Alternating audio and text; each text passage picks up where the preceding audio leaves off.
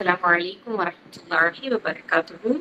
لا الحمد لله وحده الصلاة والسلام على من لا نبي بعد أما بعد. அல்ஹம்துலில்லாஹ்.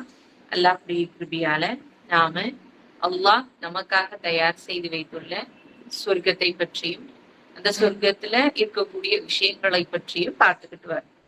அந்த அடிப்படையில இன்னைக்கு நாம பார்க்கக்கூடிய விஷயம் என்னன்னா, அல்லாஹ் தஆலா அந்த சொர்க்கத்துல இந்த சுவனபதியில நேத்து நாம பார்த்தது அந்த சொர்க்கவாசிகள் உள்ளக நுழையக்கூடியவர்கள், அவங்களுக்கான வரவேற்பு எப்படி இருக்கும், அவர்களுக்கான பானம் எப்படி இருக்கும், அவங்களுக்கான முதல் உணவு எப்படி இருக்கும் அப்படிங்கிறத பத்தி நம்ம பார்த்தோம். இன்னைக்கு நம்ம பார்க்க போறது அப்படின்னு பார்த்தோம்னா, சொர்க்கத்துல இருக்கக்கூடிய அந்த மரங்கள், இந்த சொர்க்கத்துல இருக்கக்கூடிய மரம் எப்படி இருக்கும் அப்படிங்கிறத பற்றி பார்த்தோம்னா, நபி ஸல்லல்லாஹு அலைஹி வஸல்லம் அவர்கள் சொல்றாங்க, சொர்க்கத்துல ஒரு மரம் உள்ளது. அதனுடைய நிழல்ல வாகனத்துல பயணம் செய்பவர் 100 வருடங்கள் பயணித்தாலும் அதை கடக்க முடியாது. நீண்ட நிழல் என்று இறைவன் இதைத்தான் குறிப்பிடுறான் அப்படின்னு சொல்றாங்க. சுப்ஹானல்லாஹ். சொர்க்கத்துல இருக்கக்கூடிய மரத்துல வாகனத்துல பிரயாணம் செய்யக்கூடியவர் 100 வருடங்கள் பிரயாணிச்சாலும் அத அதனுடைய நிழலை என்ன செய்ய முடியாது, கடக்கவே முடியாது அப்படின்னு சொல்றாங்க. அப்ப சொர்க்கத்துல இருக்கக்கூடிய மரம் எவ்வளவு பிரம்மாண்டமாக இருக்கும் அப்படிங்கிறத நாம சிந்திக்கலாம். அல்லாஹ் இதை குறித்து தன்னுடைய திருமறையில ஒரு 2-3 இடங்கள்ல நான் சுட்டி காட்டினேன். அல்லாஹ் நிறைய இடங்கள்ல சொல்லியிருக்கான். நான் ஒரு சில இடங்களை மட்டும் இன்ஷா அல்லாஹ் சொல்லுவேன். 56வது அத்தியாயத்தினுடைய 28, 29வது வசனங்கள். 56 நம்ம எல்லாருக்கும் பழக்கப்பட்ட சூரா வாக்கியாவினுடைய 28, 29வது வசனம். இதுல அல்லாஹ் தஆலா என்ன வார்த்தையை பயன்படுத்துறான் அப்படின்னா, வத்வல்ஹிம் மன்லூத் ஃபீ சித்ரின் மக்தூத் வத்வல்ஹிம் மக்தூத் வலில்லிம் மம்தூத். 28, 29, 30 வமாஇ வதில்லிம் மம்தூத் வரைக்கும் படிச்சிருக்கேன். இதுல என்ன அல்லாஹ் தஆலா சொல்றான், முள்ளில்லாத இலந்தை மரத்தின் கீழும் குலையாக பழங்களையுடைய வாழை மரத்தின் கீழும் இன்னும் நீண்ட நிழலிலும் அந்த சொர்க்கவாசிகள் இருப்பார்கள் அப்படிங்கிறத அல்லாஹ் தஆலா சொல்றான். முள்ளில்லாத இலந்தை மரம், குலைகள் தொங்கக்கூடிய அந்த வாழை மரத்துக்கு அடியிலையும் நீண்ட நிழல்களினுடைய அடியிலையும் அவர்கள் இருப்பார்கள் அப்படின்னு சொல்றான். இன்னும் அல்லாஹ் தஆலா 76வது அத்தியாயத்தினுடைய 13, 14வது வசனங்கள்ல அல்லாஹ் தஆலா சொல்றான். 76வது அத்தியாயத்தினுடைய 13, 14 வசனங்கள். லி யௌமில் ஃபஸ்ல் 76வது அத்தியாயத்தினுடைய 13 மாத்தி படிச்சிட்டேன். முத்தகீன ஃபீஹா அலல் அராயிகி லா யரவுன ஃபீஹா ஷம்ஸ வலா ஸம்ஹரீரா வதானியத்தன் அலைஹிம் ظிலாலுஹா வஸுல்லிலத் குதூஃபுஹா தத்லீலா. என்ன அர்த்தம்? அவர்கள் அங்குள்ள ஆசனங்களில் சாய்ந்து இருப்பார்கள். சூரியனையோ கடும் குளிரையோ அவர்கள் காண மாட்டார்கள். மேலும் அதன் நிழல்கள் அவர்கள் மீது நெருங்கியதாக இருக்கும்.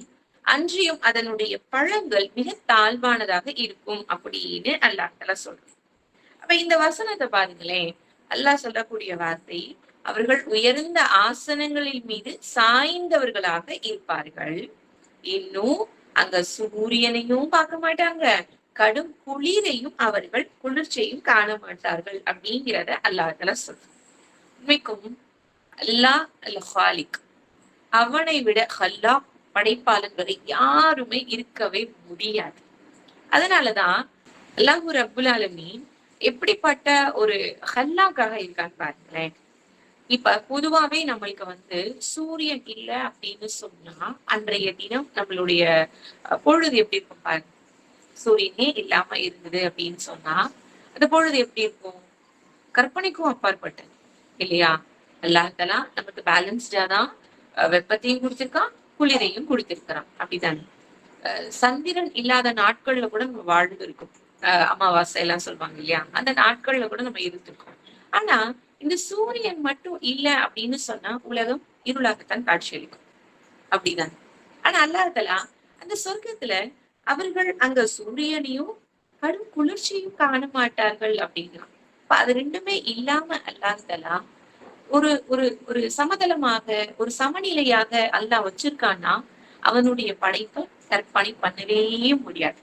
இதுதான் எந்த உள்ளம் கற்பனை கூட பண்ண முடியாத ஒரு ஒரு ஒரு உலகத்தை, ஒரு புதுமையான உலகத்தை அல்லாஹ் படைச்சிருக்கான் அப்படின்னு. இந்த நிழல்கள் கூட ஒரு மரத்தினுடைய நிழல் மிச்சமா இருந்தா மிஞ்சி மிஞ்சி போனா எவ்வளவு தூரத்துக்கு இருக்கும். ஆனா அல்லாஹ்வுடைய தூதர் அந்த வார்த்தையை பாருங்க, 100 வருடங்கள் பிரயாணித்தார். அந்த 100 வருடங்கள் அப்படிங்கிறது நடைபாதையாக பிரயாணிக்கிறது கிடையாது. அந்த 100 வருடங்கள் அப்படிங்கிறது ஓட்டமாக ஓடுறது கிடையாது. அந்த 100 வருடங்கள் எது எப்படி பிரயாணிக்கிறது அப்படின்னா, ஒரு வாகனத்துல பிரயாணம் செய்பவர். அவர் வாகனத்துல பிரயாணம் செய்பவர் வேகமாகவும் பிரயாணம் செய்யலாம், மெதுவாகவும் பிரயாணம் செய்யலாம். எப்படி வேணாலும் நம்ம எடுத்துக்கலாம். அப்படி எடுத்தாலும் அந்த நிழல் வந்து அஹ் முடியவே முடியாது அப்படின்னு சொன்னா அந்த மரத்தை அல்லாஹ் எப்படி படைச்சிருப்பான், அந்த மரத்தினுடைய கிளைகளை அல்லாஹ் எப்படி அமைச்சிருப்பான், அந்த கிளைகள்ல இருக்கக்கூடிய இலைகளை அல்லாஹ் எப்படி அமைச்சிருப்பான். சுப்ஹானல்லாஹ். இதுல இன்னும் பெரிய ஆச்சரியம் பாருங்க. உண்மைக்கும் அல்லாஹ்தலா அந்த சொர்க்கத்தை நமக்கு கொடுக்கணும். இன்ஷா அல்லாஹ் நம்மை சார்ந்தவர்களுக்கும் அல்லாஹ் ரப்புல் ஆலமீன் கொடுக்கணும். மனிதன் ஓய்வெடுக்கக்கூடிய நேரத்துல அதுல சாப்பிடணும்னு எனக்கு எண்ணம் வந்ததுன்னா அதற்கான தீர்வையும் அல்லாஹ் சொல்றான். அல்ல எப்படி சொல்றான், அதனுடைய அந்த நிழலுக்கு அடியிலையும் அவங்க இருப்பாங்க. இது நம்ம படிச்சோம். அடுத்த சூரா தஹ்ர்ல நம்ம வாசிக்கும் போது நான் என்ன வசனத்தை சொன்னேன், அவர்கள் அந்த ஆசனங்கள் மீது சாய்ந்தவர்களாக இருப்பாங்க. அங்க உங்களுக்கு நிழல்கள் இருக்கும். இன்னும் பார்த்தோம் அப்படின்னு சொன்னா அந்த பழங்கள் அவர்களுக்கு என்ன செய்யும், மிக தாழ்வானதாக இருக்கும். அதனுடைய கிளை ரொம்ப சாஞ்சிருக்கோம்னா கீழே இருக்கும். நான் எடுக்கணும்னு பிரியப்பட்டா நான் எழுந்து போய் எடுக்கணும்னு அவசியம் கிடையாது. நான் யாரையும் கூப்பிடணும்னு அவசியம் கிடையாது. அந்த பழத்தை நான் அழகா எடுத்தேன். அதை எடுத்து முடிச்சாலும் உடனே அந்த இடத்துல வேற ஒரு பழம் வரும்ன்றத நம்ம இன்னொரு நபிமொழியின் மூலமாக தெரிஞ்சுக்கிறோம். அப்ப அல்லாஹ் எவ்வளவு நுட்பமாக படைப்பாளன் அப்படின்றத நம்ம உணரணும். சகோதரிகளை கேட்கணும் அல்லாட்ட. அல்லாஹ் அந்த மரத்துல அதனுடைய கனியை ருசிக்கக்கூடிய ஒரு மனிதனாக என்னை ஆக்கி வைத்து அல்லாவிடத்துல மன்றாடக்கூடியவங்களாக நாம இருக்கணும். சகோதரிகளை கேட்கணும். ஒவ்வொன்னையும் ஒவ்வொரு விஷயத்தையும் கேட்கணும். அல்லாஹ் தஆலாவை பொறுத்த வரைக்கும் அல்லாஹ் குர்ஆன்ல சொல்லுவான், இன்னல்லாஹ லா யஸ்தஹி மினல் ஹக். உண்மையை சொல்றதுக்கு அல்லாஹ் தஆலா ஒருபோதும் வெட்கப்படுவது கிடையாது அப்படின்னு சொல்லிட்டு குர்ஆன்ல சூரா 100ல ஒரு வசனம் வருது. அதுல வெட்கப்படவே மாட்டான். லஹக்க எடுத்து சொல்லுவான் அப்படிங்கறது நம்ம விளக்கம். அந்த ரப்புல் ஆலமீன் ஒரு இடத்துல வெட்கப்படுறான் அப்படின்னு சொல்லிட்டு தன்னை தானே குறித்து சொல்றான். இதுல அப்படின்னு பார்த்தோம்னா, ஒரு அடியா என்னிடத்துல உன்னை கேட்டு நான் அவனுக்கு அதை கொடுக்கலன்னா நான் என்ன செய்யறேன், அந்த வெறும் கையோடு அவனை அனுப்புறதுக்கு என்னிடத்துல ஏந்திய கைய வெறும் கையாக அனுப்புவதற்கு நான் வெட்கப்படுறேன் அப்படின்னு சொல்லிட்டு அல்லாஹ் தஆலா சொல்றான். அப்ப அல்லாஹ் நம்ம மேல எவ்வளவு கருணையோட இருக்கிறான் அப்படிங்கிறத நம்ம விளங்கணும் சகோதரிகள். உண்மைக்கும் அவனை விட கருணையாளன் யாருமே கிடையவே கிடையாது. அதனாலதான் என் அடியான் என்கிட்ட ஏந்திய கைய வெறும் கையாக அனுப்பதற்கு நான் வெட்கப்படுறேன்ற வார்த்தைய அல்லாஹ் தஆலா சொல்றான். சகோதரிகளை அல்லாஹ்ட்ட கேட்கும். ஒவ்வொன்னாக அல்லாஹ்விடத்துல கேட்கணும். செருப்பினுடைய வார் அருந்தாலும் அல்லாஹ்விடத்துலதான் கேட்கணும். அப்படிதானே? வெறுமனே இந்த நபிமொழியை மட்டும் படிச்சுக்கிட்டா பத்தாது.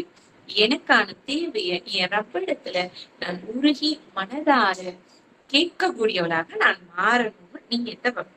சரி, சொர்க்கத்துல இருக்கக்கூடிய மரங்கள் எப்படி இருக்கும், அதனுடைய ஆறுகள் எப்படி இருக்கும் அப்படின்னு பார்த்தோம்னா, சொர்க்கத்துல எந்த ஒரு நாற்றம் இல்லாத வற்றாத ஆறுகள் வந்து இருக்குமா. இன்னைக்கு இங்க சென்னையை பொறுத்த வரைக்கும் பார்த்தோம்னா கூவத்துக்கும் ஆறுதான் சொல்லுவாங்க. கூவம் ஆறு அப்படின்னு தான் சொல்லுவாங்க. அந்த ஆறு வாசனையற்றது, நாற்றம் அடிக்கக்கூடியதாக இருக்கும். ஆனா சொர்க்கத்தை பொறுத்த வரைக்குமே ஆறு அப்படின்னு சொன்னாலே ரொம்ப சுத்தமான, தூய்மையான, ஒரு வற்றாத, மனம் கமழக்கூடிய ஒரு ஆறாகத்தான் இருக்கும். என்னெல்லாம் சொர்க்கத்துல ஆறு இருக்கும், நம்ம பாக்குற வரைக்குமே தண்ணியில மட்டும் ஆற பார்த்திருப்போம். நாற்றம் அடிக்கக்கூடிய மற்ற ஓடைகள் மாதிரி எல்லாம் நம்ம பார்த்திருப்போம். ஆறுல எதெல்லாம் வந்து இருக்கும் அப்படின்னு பார்த்தோம்னா, பாலாறு இருக்குமா, தேனாறு இருக்குமா, மது ஆறு இருக்குமா. மது ஆறு அப்படின்னு சொன்னா இந்த உலகத்துல கிடைக்கக்கூடிய மது அப்படிங்கிறத நம்ம நினைக்க கூடாது. நல்லா பாதுகாக்கட்டும். இந்த மது ஆறு அப்படிங்கிறது மனிதனுக்கு மதி மயக்கத்தை ஏற்படுத்தக்கூடியது கிடையாது. அத முதல்ல நாம ஞாபகத்துல வச்சுக்கணும். சரிங்களா? அப்ப யோசிங்க, இந்த ஆறுகள் எல்லாமே அல்லாஹ்வினுடைய கட்டளையின்படி அந்த அந்த சொர்க்கத்து சோலைகள்ல ஓடிக்கொண்டிருக்கு அப்படின்னு சொன்னா அது எவ்வளவு பெரிய ஒரு கண் குளிர்ச்சியாக இருக்கும். பாக்கெட் பாலை வாங்குறதுக்கே இன்னைக்கு நம்ம என்ன நினைக்கிறோம்னு சொன்னா 25 ரூபாய் பாலுன்னு ஒரு சில மக்கள் யோசிக்கிறாங்க. எல்லாம் எல்லாம் நம்மளை பாதுகாக்கணும், அந்த இதுல இருந்து நம்மளை காப்பாற்றணும். திட்டமிட்டு வாழக்கூடியவங்களாகவும் இருக்காங்க, பொருளாதாரத்துல பற்றாக்குறையில வாழக்கூடியவங்களாகவும் இருக்கிறாங்க. ஆனா யோசிங்களே, அல்லாஹ் ரப்புல் ஆலமீன் பாலாறு எனக்கு கொடுக்குறான் அப்படின்னா இந்த உலகத்துல நான் செல்வந்தராக இருந்தா அப்படின்னு சொன்னா எனக்கு பாலாறு கிடையாது. சரி, இந்த உலகத்துல நீ ஏழையா இருக்க, அதனால உனக்கு நான் சொர்க்கத்துல பாலாறு கொடுக்குறேன்னு நல்லா சொல்லுவேன். அந்த பாலாறும் தேனாரும் மது ஆறும் யாருக்குன்னா நல்ல அறங்கள் செய்தவர்களுக்கு, நன்மைகள் செய்தவங்களுக்கு அல்லாஹ் தஆலா கொடுத்தார். அதனாலதான் சகோதரிகளே, நபி ஸல்லல்லாஹு அலைஹி வஸல்லம் சொல்லுவாங்க இல்லையா, இன்னல்லாஹ லா யன்துரு இலா அஜ்சாமிக்கும், அல்லாஹ் உங்களுடைய உடலை பார்ப்பது கிடையாது, உங்களுடைய தோற்றத்தை பார்ப்பது கிடையாது, உங்களுடைய உள்ளங்களை தான் அல்லாஹ் தஆலா பார்க்கிறான் அப்படின்னு. அந்த உள்ளங்களை கொண்டு நாம் செய்யக்கூடிய அந்த அமல்களுக்கு அல்லாஹ் ரப்புல் ஆலமீன் நமக்கு இன்ஷா அல்லாஹ் தேனாறு, பாலாறு, மது ஆறு, இன்னும் பல வகையான ஆறுகளை கொடுக்கிறான் அப்படின்னு சொன்னா அதை அனுபவிக்கக்கூடியவங்களாக அல்லாஹ் நம்மள ஆக்கி கொடுக்கணும்னு இன்ஷா அல்லாஹ் துஆ செய்யும். இதற்கும் குர்ஆனுடைய வசனங்கள் நிறைய இருக்கு. நான் வெறும் ஒரு 2-3 வசனங்களை மட்டும் சொல்றேன். 47வது அத்தியாயத்தினுடைய 15வது வசனம். மஸலுல் ஜன்னத்தில்லதி உழைதல் முத்தகும், இறையச்சம் உடையவர்களுக்கு வாக்களிக்கப்பட்டுள்ள சொர்க்கத்தினுடைய உதாரணம். ஃபீஹா அன்ஹாரு மின் மாஇன் கைர ஆசின், அதில் மாறுபாடாத தெளிந்த நீரை கொண்ட ஆறுகளும், அன்ஹாரு மின் லபனி லம் யதகய்யர் தொஅமுஹு, சுவை மாறாத பாலாறுகளும், அன்ஹாரு மின் ஹம்ரி லஸ்ஸத்தில் லிஷாரிபீன், அருந்துபவருக்கு இன்பம் அளிக்கக்கூடிய மது ஆறுகளும், அன்ஹாரு மின் கைரி ஆசி முஸஃபா, தெளிவான தேன் ஆறுகளும் இருக்கின்றன. சுப்ஹானல்லாஹ், தேனிலையும் ஆறு. அல்லாஹு ரப்புல் ஆலமீன் அவனுடைய திட்டமிடுதல், அவனுடைய நுட்பம் எப்படி இருக்குன்றத நிச்சயமாக அவனுடைய அடியார்களாகிய நம்மளால உணரவே முடியாது. ஏன்னா அல்லாஹ் அவ்வளவு பெரிய ஒரு பிரம்மாண்டமான படைப்பாளன் அப்படிங்கிறத இன்ஷா அல்லாஹ் வசனங்களை கொண்டு உள்வாங்கக்கூடியவங்களாக நாம இருக்கணும். அப்ப சொர்க்கத்துல ஆறுகள் இருக்கும். அந்த ஆறுகள் எங்கெல்லாம் ஓடுது அப்படிங்கிறதையும் நமக்கு அல்லாஹ் தஆலா தன்னுடைய திருமறையின் மூலமாக விளக்கலாம். இதுல 3வது அத்தியாயத்தினுடைய 136வது வசனம். 3வது அத்தியாயத்தினுடைய 136வது வசனம். இந்த வசனத்துல என்ன சொல்லப்பட்டிருக்கு? உலாயிக ஜஸாஉஹும் மக்ஃபிரத்தும் மின் ரப்பிஹிம் வ ஜன்னாத்துன் தஜ்ரி மின் தஹ்திஹல் அன்ஹாரு ஹாலிதீன ஃபீஹா வ நிஅம அஜ்ருல் ஆமிலீன். அத்தகையோருக்கு அவர்களுடைய இறைவனிடமிருந்து மன்னிப்பும் சுவனபதிகளும் ஆகும். அவற்றின் கீழே ஆறுகள் ஓடிக்கொண்டே இருக்கும். சொர்க்கத்தினுடைய கீழ்ப்பகுதியிலையும் ஆறுகள் ஓடிக்கொண்டே இருக்கும். சொர்க்கத்துல அவற்றின் கீழே, அந்த விஷயங்களுக்கு கீழே எதுக்கெல்லாம் சொர்க்கத்தினுடைய அந்த பகுதியில ஆறுகள் ஓடிக்கொண்டே இருக்கும் அப்படின்னு படிக்கிறோம். இன்னும் பார்த்தோம்னா இந்த கீழ்ப்பகுதியில இருக்கக்கூடிய ஆறுகள், அந்த ஆறுகள் என்னென்ன ஆறுகள்னு தனித்தனியாக நமக்கு சொல்லப்படல. அல்லாஹ் ரப்புல் ஆலமீன் தெளிவான முறையில, நுட்பமான முறையில ஆறுகள் ஓடிக்கொண்டிருக்கின்றன அப்படின்னு சொல்றான். நம்ம ஹவுதுல் கௌசர் அந்த தடாகத்தை பத்தி படிச்சிருந்தோம்னா, அந்த கௌசர்ன்ற தடாகத்தை பத்தி ரசூல் ஸல்லல்லாஹு அலைஹி வஸல்லம் அவர்கள் பேசும்போது சொல்லுவாங்க. எப்படின்னா, சொர்க்கத்தினுடைய வெளிப்புறமாக 2 ஆறுகளும் உட்புறமாக 2 ஆறுகளும் ஓடிக்கொண்டிருக்கின்றன அப்படின்னு சொல்லுவாங்க.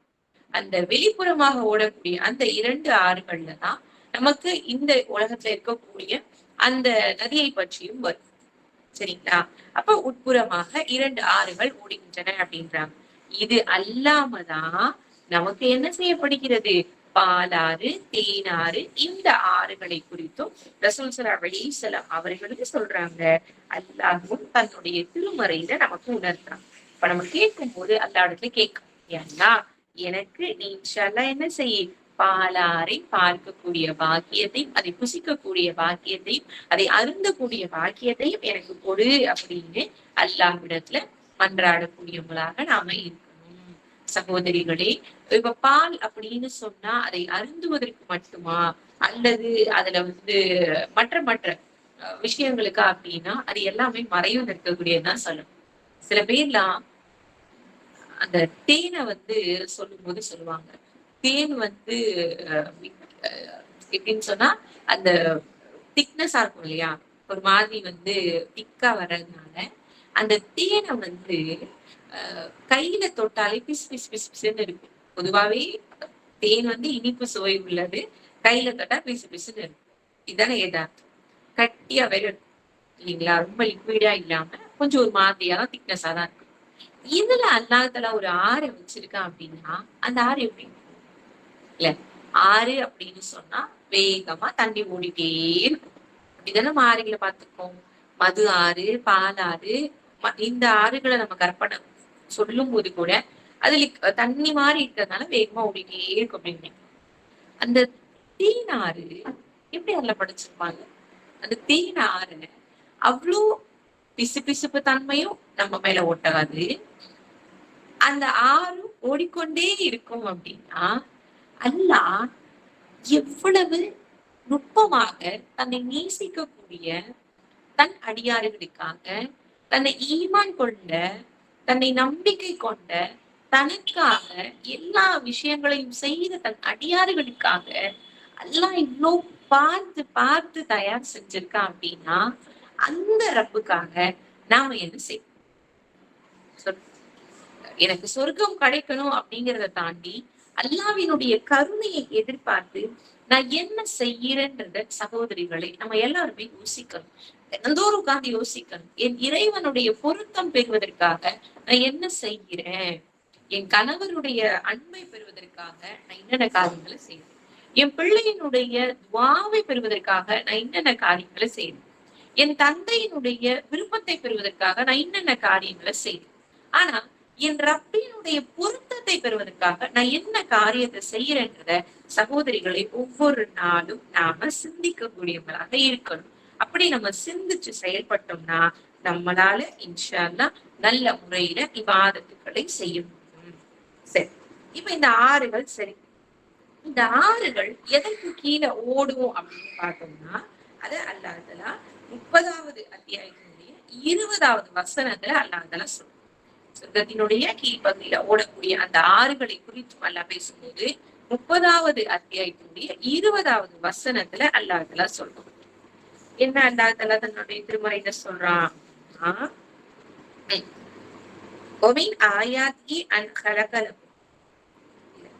வசன நம்பர் இதுல மாத்தி இருக்குமா? அல்லாஹ் ரப்புல் ஆலமீன் அந்த தமிழ் அர்த்தத்தை மட்டும் இன்ஷா அல்லாஹ் படிக்கிறேன். இந்த வசன நம்பரை இன்ஷா அல்லாஹ் நான் நாளைக்கு சொல்லிடுறேன். சரிங்களா? அல்லாஹ்வையும் அவர் தூதரையும் ஏற்று வாழ்ந்த தனது நல்லடியார்களுக்கு தங்கம், வெள்ளி, முத்து, பவளம் ஆகியவற்றால் அமைக்கப்பட்ட ஆடம்பரமான மாளிகையும் அவற்றில் தனித்தனி அறைகளையும் கூடாரங்களையும் அல்லாஹ் தயார் செய்து வைத்துள்ளான். தமது இறைவனை அஞ்சியோருக்கு மாளிகைக்கு மேல் எழுப்பப்பட்ட மாளிகைகள் உள்ளன. அவற்றின் கீழ்ப்பகுதிகளில் ஆறுகள் ஓடும். இது அல்லாஹ்வின் வாக்குறுதி. அல்லாஹ் வாக்குறுதி மீற மாட்டான் அப்படின்னு சொல்றாங்க. சுப்ஹானல்லாஹ். மாளிகைக்கு மேல மாளிகை உண்டு. அதற்கு அடுத்தபடியாக அல்லாஹ் ரப்புல் ஆலமீன் என்ன சொல்றான்? அந்த மாளிகையும் எப்படிப்பட்டது, அந்த அழகு நிறைந்த ஆடம்பரம் நிறைந்த அந்த மாளிகை எப்படிப்பட்டதுன்னா தங்கம், வெள்ளி, முத்து, பவளம் ஆகியவற்றால் அமைக்கப்பட்ட மாளிகை அப்படிங்கிறத அல்லாஹ் தஆலா சொல்றான். தங்கம், வெள்ளி, முத்து, பவளம். இன்னைக்கு சுப்ஹானல்லாஹ் தங்கத்தால ஒரு மாளிகை அப்படிங்கிறது எவ்வளவு பெரிய விஷயம் இல்ல? அல்லாஹ் தஆலா இதை தன்னுடைய நல்ல அடியார்களுக்காக, அல்லாஹ்வையும் அவனது தூதரை ஏற்று வந்த தன்னுடைய நல்ல அடியார்களுக்காக அல்லாஹ் தஆலா இவ்வளவு பெரிய ஒரு சிறப்பை கொடுக்கிறான்னா அந்த சிறப்புக்காக நாம இபாதத் செய்யக்கூடியவங்களாக மாறணும். அந்த சிறப்பை அடையணுன்ற ஆசையோடு நன்மை செய்யக்கூடியவங்களாக நாம மாறணும். இந்த மாளிகை அப்படிங்கிறது தங்கம் முழுக்க முழுக்க தங்கமாகவே இருக்குமா, முழுக்க முழுக்க வெள்ளியாக இருக்குமா, முழுக்க முழுக்க முத்தாக இருக்குமா, இல்ல முழுக்க முழுக்க பவளத்தாலேயே சொல்லப்பட்டதா அப்படின்னா, அல்லாஹாலா நான் முன்னாடியே சொன்னேன், அவன் படைப்பாளர்களில் ஆக சிறந்த படைப்பாளர். நிச்சயமாக அல்லாஹாலா அவனுடைய வடிவமைப்பு ரொம்ப நுட்பமாகத்தான் இருக்கும். ரொம்ப அழகாத்தான் அல்லாஹாலா படைச்சிருப்பான். வேறு எல்லாமே கலந்திருந்தாலும் அந்த மாளிகை ரொம்ப பிரம்மாண்டமானதாகத்தான் இருக்கும். அந்த மாளிகைக்கு கீழே ஆறுகள் ஓடுது அப்படின்னு சொன்னா அந்த மாளிகை எப்படிப்பட்டதாக இருக்கு? இல்ல முத்துக்களாலும் பவளங்களாலும் வெள்ளியாலும் தங்கத்தாலும் இருக்கக்கூடிய அந்த மாளிகை எப்படி இருக்கும் அப்படின்னா, நபி ஸல்லல்லாஹு அலைஹி வஸல்லம் அவர்கள் சொல்றாங்க, சொர்க்கத்துல பல அறைகள் உள்ளன. அந்த மாளிகைக்குள்ள இருக்கக்கூடிய அறைகள், அந்த அறைகள் உட்புறம் வெளிப்புறத்தில் இருந்தும் அதன் வெளிப்புறம் உட்புறத்தில் இருந்தும் காணப்படும் அப்படின்னு சொல்றாங்க.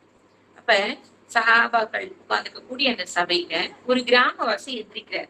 அவர் கேக்குறாங்க, யார சொல்லலாம், அது யாருக்குரியது அப்படின்னு கேக்குறாங்க.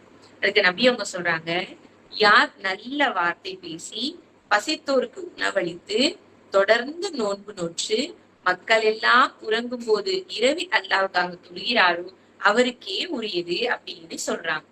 யார் நல்ல வார்த்தை பேசுறாங்களோ, முதல் விஷயம், எனக்கு தங்கத்தாலான வெள்ளியாலான முத்தாலான பவளத்தான அந்த மாளிகை வேணும்னு நான் பிரியப்பட்டேன்னா, நான் செய்யக்கூடிய முதல் விஷயம் என்னவாக இருக்கணும்? நல்ல வார்த்தை பேசணும். நல்லா இருக்குல்ல? நல்ல வார்த்தை நம்ம பேசணும், உணவளிக்கணும், பசித்தோருக்கு உணவளிக்கணும், நோன்பு நோக்கணும், மக்கள் எல்லாம் உறங்கும் போது இரவில் அல்லாஹ்வுக்காக தொழும். அல்ஹம்துலில்லாஹ் இந்த ரமதான்ல செய்யும். ரமதான் முடிஞ்சும் அல்லாஹ் செய்யக்கூடிய பாக்கியத்தை, இபாதத்தை செய்யக்கூடிய பாக்கியத்தை நம்ம கொடுக்கணும்னு துஆச்சுக்கணும். என்னோட கேள்வி என்னன்னா, பசிச்சவங்களுக்கு சாப்பாடு கொடுத்துடணும், நோன்பு வைக்கிறோம், அல்ஹம்துலில்லாஹ் அல்லாஹ்வுக்காக இரவுல தொழுகிறோம். ஆனா நல்ல வார்த்தைகளை பேசுறோமா? யோசி. நம்முடைய வாயிலிருந்து வரக்கூடிய வார்த்தை நல்ல வார்த்தைகளாக மட்டுமா இருக்கு? அப்படி இருந்துச்சுன்னா அல்ஹம்துலில்லாஹ் அல்லாஹ் நமக்கும் இந்த வாழ்க்கையை கொடுக்கும். அல்லாஹ் கொடுக்கணும் இன்ஷா அல்லாஹ். ஆனா சகோதரிகளே, நம்மள அல்லாஹ் பாதுகாத்தவர்களை தவிர நிறைய பேருக்கு நல்ல வார்த்தைகள் அல்லாத வார்த்தைகள் தான் ரொம்ப சுலபத்துல வரும். ரொம்ப சுலபத்துல நல்ல வார்த்தைகள் அல்லாத வார்த்தைகள் தான். அப்ப எப்படி நமக்கு எல்லாம் பாதுகாக்கணும் அந்த மாளிகை அப்படின்னு நம்ம நினைக்க முடியும்? அப்ப அல்லாஹ்வினுடைய பொருத்தத்தை நாடி, அல்லாஹ்வினுடைய அந்த அவனுடைய அந்த படைப்பை இறைவன் எனக்கு கொடுக்கணும்ன்ற அந்த ஆசையோடு இன்ஷா அல்லாஹ் நான் என்ன செய்யணும்? நல்ல வார்த்தைகளை பேசணும். கஷ்டம்தான், இல்லைன்னு சொல்லல, ஆனா பேசணும். இஸ்லாத்தை பொறுத்த வரைக்கும் சகுனம் கிடையாது. பறவை சகுனமோ ஜோசியமோ எதுவும் கிடையாது. ஆனா இஸ்லாத்துல நல்ல வார்த்தை பேசுதல் என்பது உண்டு. ரொம்ப ஒருத்தவங்க கஷ்டத்துல இருக்கக்கூடிய நேரத்துல நான் போய் நல்ல வார்த்தையை பேசுறது எனக்கும் நன்மையை கொடுக்கும், அவர்களுக்கும் அல்லாஹ் நாடினால் உள்ளத்துல மாற்றத்தை ஏற்படுத்துவதன் மூலமாக நன்மையை பயக்கலாம். இப்ப நல்ல வார்த்தைகள், அந்த நல்ல வார்த்தைகளை நான் என் வீட்டுக்கு பக்கத்து வீட்டுல இருந்து ஆரம்பிக்க கூடாது. என் வீட்டுல பேசணும். என்னுடைய கணவர், என்னுடைய பிள்ளைகள், என்னுடைய பேரம் பேத்தி, என்னுடைய சகோதர சகோதரிகள், என்னுடைய தாய் தகப்பன், இப்படி இவங்கள்ட்ட இருந்து நல்ல வார்த்தைகளை பேசக்கூடியவங்களாக இருக்கும். அல்ஹம்துலில்லாஹ் இந்த வகுப்புல நம்ம ரமபான்ல சொர்க்கத்தையும் நரகத்தையும் பற்றி பேசுவதற்கான அந்த வகுப்பாதான் இருந்தது. இந்த இடத்துல நம்ம எல்லாருமே ஒரு நியத்தை வைப்போம் இன்ஷா அல்லாஹ். அல்லாஹ் நாடி நான் ஹயாத்தோட இருக்கிற வரைக்கும் எந்த சூழ்நிலையிலும் நல்ல வார்த்தை அல்லாத வார்த்தையை நான் பேசவே மாட்டேன், நல்ல வார்த்தையை மட்டும்தான் பேசுவேன் அப்படிங்கிற அந்த நியத்தை நாம இன்ஷா அல்லாஹ் வைக்கணும். அதே மாதிரியே அல்லாஹ்வுடைய தூதர் இந்த அங்க இருக்கக்கூடிய அந்த ஆடம்பரமான மாளிகைகளை குறித்து பேசும்போது அல்லாஹ்வுடைய தூதர் சொல்றாங்க, சொர்க்கத்தினுடைய உட்புறம் விசாலமான முத்தாலான கூடாரம் உள்ளது. சொர்க்கத்துக்குள்ளக்க விசாலமான முத்தாலான ஒரு கூடாரம் உள்ளது. அதனுடைய அகலம் 60 மைல். அதனுடைய ஒவ்வொரு மூலையிலும் முஃமினுக்குரிய மனைவியர்கள் இருப்பார்கள். ஒரு மூலையில் இருப்பவர்கள் மற்றவர்களை காண முடியாது. அந்த அளவுக்கு நீளமானதாக இருக்கும். முஃமின் அவர்களுடன் இன்பம் அனுபவித்தவராக சுற்றி வருவார் அப்படின்னு சொல்றாங்க. முத்தாலான கூடாரம். அந்த கூடாரத்துல ஒரு முனையில இருந்து இன்னொரு முனைக்கு கிட்டத்தட்ட இருக்கக்கூடியவங்கள பார்க்க முடியாது. 60 மைல் அகலம் உள்ளது. எவ்வளவு பெரிய ஒரு படைப்பு இல்ல. அல்லாஹ் தஆலா தான் நாடிய விதத்துல தன் நாடியோருக்கு கொடுக்கக்கூடிய அந்த ரப்புல் ஆலமீன் முத்தாலான ஒரு கூடாரம். இந்த ஹதீஸ்ல வரும்போது கூட கூடாரன்றதுதான் வருது. அந்த கூடாரத்தை அல்லாஹ் இவ்வளவு பிரம்மாண்டமாக கொடுக்கிறான்னா, மாளிகையை அல்லாஹ் எவ்வளவு பிரம்மாண்டமாக கொடுக்கிறான் இல்ல? கூடாரத்தினுடைய ஒரு முனையில இருக்கிறதையே இன்னொரு மூலையில இருக்கவங்க பார்க்க முடியாது. அவ்வளோ அகலம் 60 மைல் தொலைவுல அகலமும் இருக்குன்னா, அப்ப அல்லாஹ் ரப்புல் ஆலமீன் மாளிகையை எப்படி கொடுப்பான்? சரி, இந்த மாளிகை யாருக்குரியது? அல்லாவையும் அவனுடைய தூதரையும் ஏற்று வாழ்ந்தவர்களுக்கு. இன்னும் அல்லாவையும் நான் ஈமான் கொள்றேன், அல்லாவுடைய ரசூலுக்கும் நான் கட்டுப்படுறேன், இன்னும் எனக்கு சொர்க்கத்துல மாளிகை கிடைச்சுக்கிட்டே இருக்கணும், எனக்கான மாளிகை நான் தயார் பண்ணிக்கிட்டே இருக்கணும், நான் என்ன பண்ணணும்? ரசூல் ஸல்லல்லாஹு அலைஹி வஸல்லம் சொல்றாங்க, யார் ஒரு நாளைக்கு 12 ரக்காயத்துகள் சுன்னத்தான தொழுகையை தொழுகிறார்களோ அவர்களுக்கு சொர்க்கத்துல மாளிகை கிடைக்க நான் பொறுப்பேற்கிறேன். இந்த உலகத்துல வீடு கிடைக்கணும்னா நான் ரொம்ப கஷ்டப்படணும், உண்மைக்கும் ரொம்ப சிரமப்படணும் இல்லையா? ஒரு வீட்டை கட்டணும்னாலும் சரி, அல்லாஹ்வுடைய பாதையில ஒரு பள்ளியை கட்டணும்னாலும் சரி, அல்லாஹ்வுடைய பாதையில இயங்கக்கூடிய ஸ்தாபனங்கள் எதை நான் கட்டுறதாக இருந்தாலும் சரி, கட்டாயம் முயற்சி இருக்கணும். இன்னும் சிரமங்களும் நிறைய இருக்கு இல்லையா? ஆனா ஒரு நாளைக்கு 12 ரக்காயத்துக்கள் சுன்னத்தான தொழுகையை நான் தொழுகும் போது அல்லாஹ் ரப்புல் ஆலமீனுடைய தூதர், நேசத்திற்குரிய தூதர், நம் உயிருக்கும் மேல அல்லாஹ்வுடைய தூதர் நபி ஸல்லல்லாஹு அலைஹி வஸல்லம் அவர்கள் சொல்லக்கூடிய வார்த்தை என்ன? மாளிகை கிடைக்க நான் பொறுப்பேற்கிறேன்னு சொல்றாங்க. அப்ப நாம என்ன பண்ணணும்? இன்ஷா அல்லாஹ் ஒவ்வொரு நாளும் 12 ரக்காயத்துகள் சுன்னத்தான தொழுகைகளை தொழுகணும். எந்த 12 ரக்காயத்துகள் அப்படின்னு பார்த்தோம்னா, சுபுகுக்கு முன்னாடி 2 ரக்காயத்து, துஹருக்கு முன்னாடி 4 ரக்காயத்து, ஃபர்துக்கு முன்னாடி 4 ரக்காயத்து, துஹருடைய ஃபர்லுக்கு பிறகு 2 ரக்காயத்து, மகரீபுடைய ஃபர்துக்கு பிறகு 2 ரக்காயத்து, இஷாவுடைய ஃபர்துக்கு பிறகு 2 ரக்காயத்து, மொத்தமா 12 ரக்காயத்துக்கு. இப்ப நீங்க ஒரு கேள்வி என்கிட்ட கேட்கலாம், ஏமானா இந்த 12 ரக்காயத்துகளையும் தாண்டி நான் சுன்னத்தெல்லாம் தொழுகிறேனே, லோஹருக்கு பின்னாடி 4 ரக்காயத்து தொழுகிறேன், மகரிப்க்கு முன்னாடி 2 ரக்காயத்து, இஷாக்கு முன்னாடி 4 ரக்காயத்து நான் தொழுகிறேன் அப்படின்னா, அல்ஹம்துலில்லாஹ், தாராளமாக தொழுகுங்க. அல்லாஹ் உங்களுடைய தொழுகைகளை பொருந்திக் கொள்ளணும்னு இன்ஷா அல்லாஹ் நான் துஆ செய்றேன். அப்ப இந்த 12 ரக்காயத்துகள் தொழாம இருந்து இந்த 12 ரக்காயத்துகளையாவது சுன்னத்தான தொழுகைகளை பேணி தொழக்கூடியவங்களாக இருக்கணும்ன்றதுக்காக தான் இந்த செய்தி சொல்லப்படுகிறது. ஓகேங்களா? இன்ஷா அல்லாஹ் தினந்தோறும் 12 ரக்காயத்துக்கள் பரதோட சேர்த்து சுன்னத்தான தொழுகையும் தொழக்கூடியவங்களாக அல்லாஹ் நம்ம அனைவரையும் இன்ஷா அல்லாஹ் ஆக்கியறணும். அல்லாஹ் அந்த மாளிகையும் நமக்கு கொடுக்கணும்னு துஆ செய்றேன். ரசூல் ஸல்லல்லாஹு அலைஹி வஸல்லம் அவங்கள்ட்ட சஹாபாக்கள் சொல்றாங்க, சொர்க்கத்தினுடைய கட்டிட அமைப்பை பற்றி எங்களுக்கு சொல்லுங்கன்னு கேட்டு, அதுக்கு நபி அவங்க சொன்னாங்க, அதனுடைய செங்கல், இந்த கட்டிடத்தினுடைய செங்கல் எப்படி இருக்கும்னா தங்கம் வெள்ளியிலால் ஆனது. சரிங்களா? வீடு கட்டுறாங்கன்னா நின்றாவது பார்த்திருப்போம். நம்மளுக்கு கட்டின வீட்டுல செங்கலை எப்படி வைக்கிறாங்கன்றது மறந்துருக்கும். எங்கேயாவது வீடு கட்டுறாங்கன்னா நின்றாவது பார்ப்போம். அந்த செங்கல் தங்கம் மற்றும் வெள்ளியிலால் ஆனது. அதனுடைய கலவை, பூசக்கூடிய அந்த சிமெண்ட் இருக்கு இல்லையா, அது கஸ்தூரியிலால் ஆனது. அந்த கட்ட பயன்படும் சிறு கற்கள் முத்து மற்றும் மாணிக்கத்திலால் ஆனது. எவ்வளவு பிரம்மாண்டம் இல்ல? அவற்றினுடைய மண் குங்கும பூவாலானது. யார் அந்த மாளிகையில நுழைவாங்களோ அவர்கள் அருள் பெற்றவர்கள், அவர்கள் கை செய்தப்பட மாட்டார்கள், நிரந்தரமாக இருப்பார்கள், மரணிக்க மாட்டார்கள், அவங்களுடைய ஆடை கிழியாது, அவர்களுடைய இளமையும் மாறாது அப்படின்னு நபி ஸல்லல்லாஹு அலைஹி வஸல்லம் அவர்கள் சொல்றாங்க. சுப்ஹானல்லாஹ், எப்படிப்பட்ட ஒரு கட்டிடம் இல்ல? உண்மைக்கும் எல்லாருமே வெளியெல்லாம் போகதான் செய்யணும். இப்படி போகக்கூடிய நேரத்துல எங்கேயாவது வீடு கட்டுறாங்கன்னா யாருமே இல்லாத அந்த நேரத்துல நின்று பார்க்கணும். அந்த செங்கல்கள் பக்கத்துல வைக்கும் போது நான் நினைக்கணும், இன்ஷா அல்லாஹ் அல்லாஹ் எனக்கான மாளிகையில தங்கத்தையும் வெள்ளியையும் கொண்டு இன்ஷா அல்லாஹ் கட்டுமா, அதனுடைய கலவை கஸ்தூரியாக இன்ஷா அல்லாஹ் ஆக்குவான், அதனுடைய மண்ணை அல்லாஹ்வுத்தாலா குங்கும பூவால ஆக்குவான் அப்படிங்கிற அந்த அந்த சிந்தனையோடு இன்ஷா அல்லாஹ் நான் பார்க்கணும். பார்க்கறது பெருசு இல்லை, அந்த இடத்துல நின்று அல்லா இடத்துல துவாவையும் கேட்கணும், என்னுடைய அமல்களையும் நான் சிறப்பாக்கிக்கணும்ன்ற அந்த ஆர்வம் நமக்கு வரணும் சகோதரிகள். ரசூல் ஸல்லல்லாஹு அலைஹி வஸல்லம் அவர்கள் மிஅராஜுடைய பயணத்தின் போதும் சொல்றாங்க, நான் சொர்க்கத்துல நுழைவிக்கப்பட்டேன், அதனுடைய மண்ணு கஸ்தூரியால இருந்தது அப்படின்னு.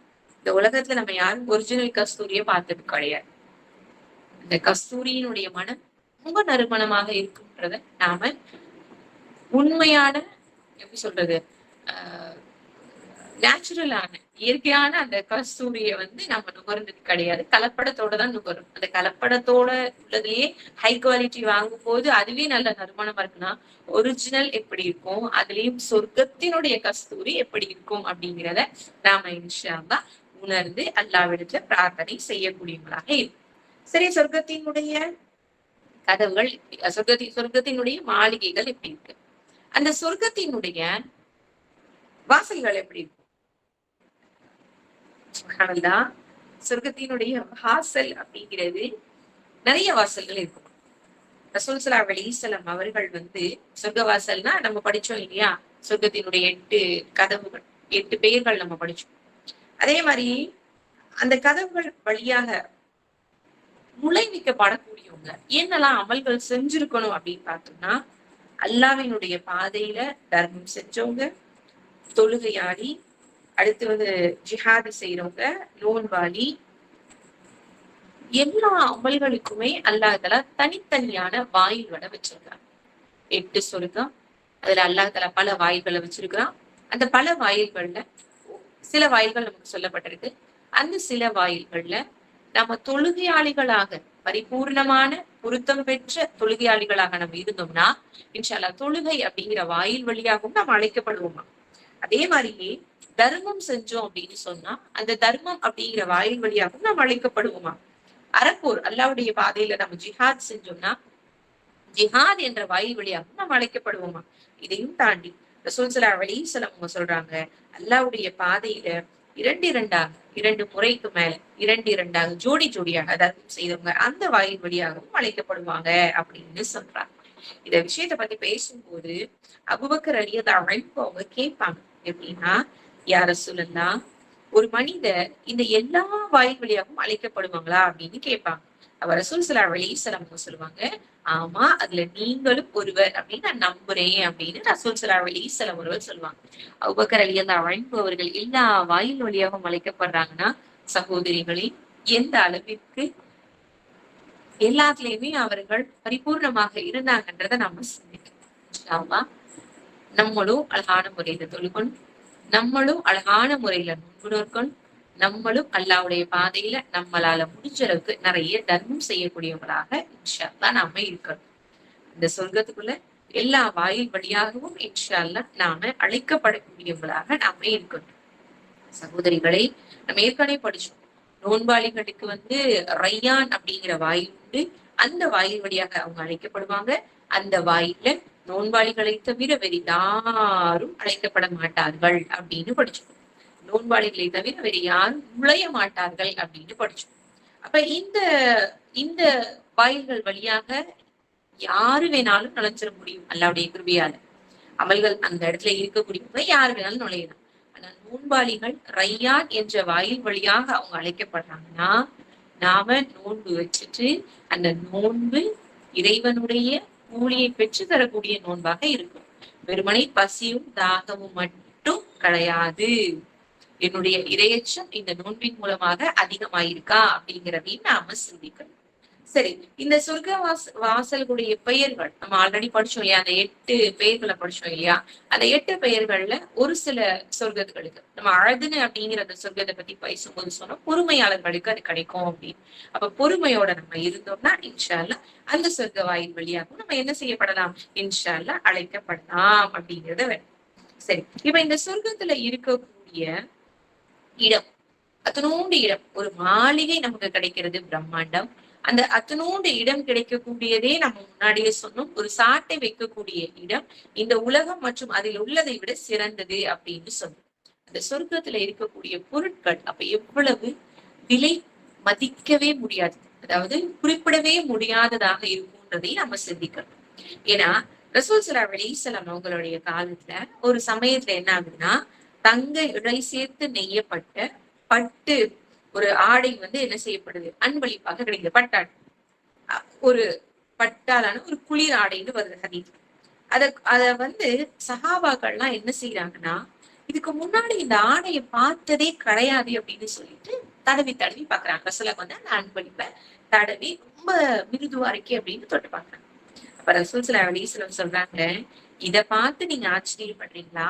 சொர்க்கத்துல சஅதுக்கு கிடைக்கக்கூடிய அந்த கைக்குட்டை இதை விட சிறந்தது அப்படின்னு சொல்றாங்க. சஅதுனா சஅத் இப்னு முஆத் ரலியல்லாஹு அன்ஹு அவர்களுக்கு கிடைக்கக்கூடிய கைக்குட்டை, ஒரு கர்ச்சீஃப் வந்து இதை விட பிரம்மாண்டமானது, இதை விட சுப்ஹானல்லாஹ் சிறந்தது அப்படின்னு ரசூல் ஸல்லல்லாஹு அலைஹி வஸல்லம் சொல்றாங்க. அப்ப இந்த உலகத்துல நம்ம ஆடை உடுக்கும்போது கூட அல்லாஹ் கேட்கணும், அல்லாஹ் இதை விட சிறந்த ஆடையான சொர்க்கத்து ஆடை எனக்கு அணிவி அப்படின்னு சொல்லிட்டு அல்லாஹ்விடத்துல இருக்கரம் ஏந்தக்கூடியவங்களாக நாம இருக்கணும் சகோதரிகளே. கற்பனைக்கும் அப்பாற்பட்டது இப்படிதாங்க இருக்கும்னு நான் உன்னை நினைக்கிறதுக்குள்ள அல்லாஹ் தஆலா இன்னொரு தன்னுடைய படைப்பை வந்து நமக்கு சொல்லி காட்டுறான். அப்ப இன்ஷா அல்லாஹ் முடிஞ்ச அளவுக்கு நம்ம என்ன செய்யணும், அல்லாஹ்விடத்துல ஒவ்வொன்றையுமே வந்து விருப்பத்தோடு நேசிச்சு கேட்கக்கூடியவங்களாக நாம இருக்கணும். இன்னும் பார்த்தோம்னா இந்த சொர்க்கத்துல இருக்கக்கூடிய கனிகள், இந்த கனிகளை பத்தி அல்லாஹ்வுல குர்ஆன்ல நிறைய இடங்கள்ல சொல்லி காட்டுறான். இறையச்சம் உடையவர்களுக்குதான் இந்த கனிகள் அப்படிங்கறத சொல்றான்றத நான் முன்னாடியே சொன்னேன். இந்த கனிகள்ல நான் ஒரு விஷயத்த வந்து சொல்ல பிரியப்படுறேன். என்னன்னா, சொர்க்கத்தினுடைய கனிகள் வந்து உருவத்துல ரொம்ப பெருசாக இருக்கும். சரிங்களா? சொர்க்கத்தினுடைய கனிகள் ரொம்ப பெருசா இருக்கும். அந்த கனிகள் சிறிதளவு இந்த உலகத்துல உள்ள எல்லாரும் சாப்பிட்டாலுமே அது குறையாது அப்படின்னு படிக்கணும். நல்ல விளங்கிக்கணும். நம்ம முன்னாடி படிச்சது வந்து அந்த மரத்தை பத்தி படிக்கும் போது ஒரே ஒரு வார்த்தை மட்டும் கனிகளை பத்தி நான் சொன்னேன். அந்த கனிகளை அது தாழ்வான நிலையில இருக்கும், அதை அவர்கள் புசிப்பார்கள். புசிச்ச உடனே அந்த இடத்துல ஒரு கனி வந்துடும் அப்படின்னு. அந்த சொர்க்கத்துல இருக்கக்கூடிய கனியில ரொம்ப பெரிய கனிகள் தான் இருக்குமா. அதுல குட்டியோண்டு ஒரு சின்ன கனிய இந்த உலகத்துல உள்ளவங்க எல்லாரும் சேர்ந்து சாப்பிட்டாலும் அது என்ன ஆகாதான், முடியவே முடியாது. அப்படி இருக்கும் அப்படின்ட்டு நம்ம படிக்கிறோம். இன்னும் ரசூல் ஸல்லல்லாஹு அலைஹி வஸல்லம் அவர்கள் சொல்றாங்க, அந்த சொர்க்கவாசிகளுக்கு அந்த கனிகள் வழங்கப்படும் போதெல்லாம் அவங்க சொல்லுவாங்கன்னா, இது நமக்கு முன்னாடி வழங்கப்பட்டது தானே அப்படின்னு சொல்லுவாங்க. அப்ப அவங்களுக்கு சொல்லப்படுமா, இதே தோற்றமுடையதுதான் உங்களுக்கு கொடுக்கப்பட்டது, இது இல்ல அப்படின்னு சொல்லிட்டு. இதுக்கான வசனம் 2வது அத்தியாயத்தினுடைய 25வது வசனம். 2வது பக்ராவினுடைய 25வது வசனம். இந்த வசனத்துலதான் அவர்களுக்கு வழங்கப்படக்கூடிய கனியை பத்தி அல்லாஹ் தஆலா சொல்றான். அப்ப அந்த சொர்க்கவாசிகள் சொல்றாங்க, இந்த கனிதான் எங்களுக்கு கொடுக்கப்பட்டதே அப்படின்னு சொல்லிட்டு. அப்ப அல்லாஹ் தஆலா அவங்களுக்கு சொல்ல வைக்கப்படுறான். என்ன வார்த்தையை பண்றான், காலு ஹாதல்லதி ருசிக்கனா மின் கப்ல் ஊது பிஹி முத்தஷாபிஹா, இதுதான் உங்களுக்கு, இதை போன்றது உங்களுக்கு கொடுக்கப்பட்டது, இது கிடையாது அப்படின்னு சொல்லிட்டு. சுப்ஹானல்லாஹ். அல்லாஹ் தஆலா நமக்காக நிறைய தயார்படுத்துறான், நமக்காக நிறைய தயார்படுத்தி வச்சிருக்கிறான். அல்லாஹ் ரப்புல் ஆலமீன் நமக்காக ஒவ்வொன்றையும் பார்த்து பார்த்து பார்த்து பார்த்து செய்யறான் அப்படின்னா தன்னுடைய நல்லடியார்கள் இன்னும் சந்தோஷமாக இருக்கணும்ன்ற காரணத்தினால. சகோதரிகளே, அப்ப நாம நல்லடியார்களாக இருப்பதற்கு முயற்சியாக செய்யணும். என்னை பொறுத்த வரைக்கும் அதுதான். நான் இது வரைக்கும் இப்படி வாழ்ந்துட்டேன், இனியும் இப்படி வாழ்றேன், அந்த வார்த்தை கிடையாது. நான் வாழக்கூடிய காலம் முழுவதும் ஒரே மாதிரி கிடையாது. ஒரு இறை நம்பிக்கையாளர் நேற்று செய்த இபாதத்துக்களை விட இன்னைக்கு நிறைய செய்யணும். ஏன், நாளைக்கு எனக்கு இருக்குமான்னு தெரியாது. அப்ப ஒவ்வொரு நாளும் திட்டம் போட்டு என்னுடைய இபாதத்துக்களை நான் அதிகப்படுத்தணும்னா அதுக்கான தூண்டுகோல் சொர்க்கம், அதற்கான தூண்டுகோல் நரகத்தினுடைய அச்சம், அதற்கான தூண்டுகோல் அல்லாஹ்வினுடைய பொருத்தம். சகோதரிகளே, கிட்டத்தட்ட ரசூல் ஸல்லல்லாஹு அலைஹி வஸல்லம் அவர்கள் 13 ஆண்டு காலம் மக்கால இருந்தாங்க. 10 ஆண்டுகளுக்கு பிறகுதான் என்ன ஆகுது அவங்களுக்குன்னா தொழுகை கடமையாகுது. எந்த இபாதத்துக்களுமே அவங்களுக்கு சொல்லல. ஒரே விஷயத்தை பத்தி மட்டும்தான் ரசூலா மறுபடியும் மறுபடியும் மறுபடியும் மறுபடியும் சொல்லி அவங்களுடைய உள்ளத்தை உறுதிப்படுத்தினாங்க. இது சொர்க்கம், உங்களுக்கு சொர்க்கம் தயாரிக்கப்பட்டுள்ளது, உங்களுக்கான சொர்க்கம் தயாராக இருக்கு, உங்களுக்குத்தான் சொர்க்கம். இதை கொண்டுதான் அந்த சஹாபாக்களையும் சஹாபிய பெண்மணிகளுடைய உள்ளங்களையும் அல்லாஹ்வுடைய தூதர் பண்படுத்தினாங்க. அதுக்கு பிறகுதான் நோன்பாகட்டும், ஜகாத் ஆகட்டும், ஹஜ் ஆகட்டும், எல்லா இபாதத்துக்களுமே அதுக்கப்புறம் தான். அந்த 12 ஆண்டுகள் கிட்டக்க 10 ஆண்டுகளுக்கும் மேலான்னு வச்சுக்கலாமே, தொழுகையை கடமையாக்க போறதுக்கு முன்னாடி வரைக்குமே யோசிங்களேன், சொர்க்கம் மட்டும்தான். சொர்க்கத்தை கொண்டு மட்டும்தான். நம்ம எல்லாருக்கும் தெரியும், முதலாக இஸ்லாத்துல உயிரை விட்ட பெண்மணி யாரு அப்படின்னா உடனே எல்லாரும் சுமையார் ரலியல்லாஹு அன்ஹா அவங்க அப்படின்றத ஞாபகத்தோட சொல்லுவோம். சுமையார் ரலியல்லாஹு அன்ஹா அவங்களுடைய குடும்பம் சோதிக்கப்படுது, கயிறுகளால கட்டப்பட்டு ரொம்ப கஷ்டப்படுத்தப்படுறாங்க. அல்லாஹ்வுடைய தூதரால எதுவும் செய்ய முடியாத நிலை. அல்லாஹ்வுடைய தூதர் அவர்களை கடந்து போகும்போது என்ன வார்த்தையை பயன்படுத்துறாங்க? சப்ரன் அலா யாசீர். யாசீருடைய குடும்பத்தினரை பொறுமையாக இருங்க. இன்ன மஅஇதகுமுல் ஜன்னா, உங்களுக்கு சொர்க்கம் வாக்களிக்கப்பட்டுள்ளது. உங்களுக்கு நான் அதை கொடுக்குறேன், இதை கொடுக்குறேன் அப்படின்லாம் ரசூலா சொல்லவே இல்லை. உங்களுக்கு சுவனம் வாக்களிக்கப்பட்டிருக்கிறது. அந்த சொர்க்கத்திற்காக அவர்கள் அத்துணையும் பொறுத்துக்கிட்டாங்கன்னா, இன்னைக்கு நமக்கு இவ்வளோ இலகுவாக அல்லாஹ் அந்த சொர்க்கத்தை நான் கொடுக்கிறேன்னு சொன்னா, ஏன் அதற்கான முயற்சி நம்ம கிட்ட இல்லை? வெறுமனே காதால கேட்டுட்டு போறது கிடையாது. நான் என்ன முயற்சி எடுத்தேன்? இந்த 2-4 வகுப்புகளை நம்ம கவனிச்சோம். அல்லாஹ்வுடைய கிருபையால கவனிக்கிறோம். அல்ஹம்துலில்லாஹ். என்ன மாற்றம் நம்ம கிட்ட வந்து இந்த சொர்க்கத்துக்காக நான் என்ன நினைச்சேன்? ஒரு பொருளை நான் அடுத்தவங்களுக்கு கொடுக்க கூடாதுன்னு இந்த 2 நாள்ல நான் நினைச்சிருந்தாலும், வேண்டாம், இதை விட சிறந்ததல்ல எனக்கு சொர்க்கத்துல கொடுப்பான்னு தானம் பண்ணோம்னா அல்ஹம்துலில்லாஹ். அந்த எண்ணம் நமக்கு வந்ததுன்னா ஹைர் அல்ஹம்துலில்லாஹ். இதுக்கான நிகழ்ச்சியை ஏற்பாடு செஞ்சவங்களுக்காகட்டும், படிச்சு கொடுக்குற எனக்காகட்டும், எல்லாருக்கும் அல்லாஹ் தஆலா உங்களுக்காகட்டும் நிறைவான கூடிய இன்ஷாஅல்லாஹ் கொடுப்பாங்க. அப்ப அந்த சொர்க்கத்துக்காக நாம தயாராகணும். அதுதான் சகோதரிகளே, நான் தயாராகணும். என் உள்ளத்தை நான் பண்படுத்தணும். எனக்கு அல்லாஹ் தஆலா சொர்க்கம் செல்வதற்கு நிறைய வாய்ப்புகளை கொடுக்குறான். நிறைய வாய்ப்புகள். யோசிச்சு பாருங்க. ஒண்ணும் இல்ல, ரொம்ப இலகுவான ஒரு விஷயத்த சொல்றேன் கேளுங்களேன். நான் தொழுகிறதுக்காக ஒது செய்யறேன். ரசூல் ஸல்லல்லாஹு அலைஹி வஸல்லம் அவர்கள் தொழுகையினுடைய திறவுகோல் அப்படின்னு பார்த்தோம்னா ஒது. ஒது இல்லாம தொழுகை கிடையாது. சொர்க்கத்தினுடைய திறவுகோல் தான் தொழுகை. அப்படித்தானே? இந்த ஒதுவை நான் செய்யும் போது பிஸ்மி சொல்லி செஞ்சுட்டு வெளியே வரும்போது அஷ்ஹது அல்லா இலாஹ இல்லல்லாஹ் வ அஷ்ஹது அன்ன முஹம்மதன் அப்துஹு வ ரசூலுஹு. இன்னொரு ரிவாயத்துல அஷ்ஹது அல்லா இலாஹ இல்லல்லாஹ் வஹ்தஹு லா ஷரீக லஹு வ அஷ்ஹது அன்ன முஹம்மதன் அப்துஹு வ ரசூலுஹு. இது நான் சொன்னா சொர்க்கத்தினுடைய 8 வாயிலும் திறக்கப்படுகிறது. நான் படிக்கிறேனே, அந்த 8 வாயில்களும் திறக்கப்படுகிறது. நான் நாடிய வாயில் வழியாக உள்ளக்க நுழையலானா இல்ல எவ்வளவு பெரிய வாக்கியத்தை நமக்கு கொடுக்குறான். ஆனா இந்த ஒதுவை நம்ம செய்யும் போது எத்தனை பேர் வந்து பொறுமையோடு, நிதானத்தோடு, அவசரம் இல்லாம என்னுடைய பாவங்கள் இதன் வழியாக உதிர்க்கப்படுகிறது அப்படிங்கிற எண்ணத்தோட செஞ்சுட்டு வெளியே வரும்போது ஞாபகத்தோட அஷ்ஹது அல்லா இலாஹ இல்லல்லாஹ் வ அஷ்ஹது அன்ன முஹம்மதன் அப்துஹு வ ரசூலுஹுன்னு மனசார இன்ஷாஅல்லாஹ் சொல்லுவோம். சில பேர் சொல்லுவோம் மறந்துட்டோமா அப்படின்னு. இதை விட வேற என்னத்தமா நம்ம ஞாபகம் வைக்க போறேன்னு நான் கேட்கிறேன். இதுதான் நம்ம ஞாபகம் வைக்கணும். இதை விட வேற என்ன ஞாபகம்? இல்ல நமக்கு ரொம்ப இலகுவான முறையில அந்த சொர்க்கத்துக்கு நுழையறதுக்கான வாய்ப்பை கொடுக்கிறான். சொர்க்கத்தினுடைய மரத்தை நான் வந்து முன்னாடி வாழ்ந்த மக்களுக்கு கொடுக்கிறேன். சொர்க்கத்தினுடைய கனிகளை நான் முன்னாடி வாழ்ந்த மக்களுக்கு கொடுக்கிறேன். சொர்க்கத்தினுடைய மாளிகைகளை நான் உங்களுக்கு கொடுக்க மாட்டேன். அல்ல பாதுகாப்பு இப்படிலாம் அல்ல சொல்லவே இல்லை. ரசூல் ஸல்லல்லாஹு அலைஹி வஸல்லம் சொல்றாங்க, சமுதாயத்துல பிந்தியவர்கள் நாம. நம்முடைய சமுதாயம் தான் பிந்திய சமுதாயம். நமக்கு முன்னாடி எத்தனையோ சமுதாயங்கள் போயிடுச்சு. ஆனா மறுமையில முந்தியவர்கள்னு சொல்றாங்க. சுப்ஹானல்லாஹ். அந்த முந்தியவர்களாக நாம இருக்கணும்னா நாம இந்த சொர்க்கத்தை அடையணும்ன்ற எண்ணத்தோடு, சொர்க்கம் நமக்கு கிடைக்கணும்ன்ற பிரியத்தோடு இன்ஷா அல்லாஹ் இபாதத்துக்களை அழகான முறையில இன்ஷா அல்லாஹ் நாம செய்வோம். அல்ஹம்துலில்லாஹ். அல்லாஹ் நமக்கு அந்த சொர்க்கத்தை இன்ஷா அல்லாஹ் கொடுக்கணும். நம்மை சார்ந்தவர்களுக்கும் இன்ஷா அல்லாஹ் அல்லாஹ் சொர்க்கத்தை கொடுக்கணும். அப்ப இன்னைக்கு நம்ம பார்த்தது சொர்க்கத்தினுடைய ஆறுகளை பற்றி பார்த்தோம். சொர்க்கத்தினுடைய அந்த மாளிகையை பற்றி நம்ம பார்த்தோம்.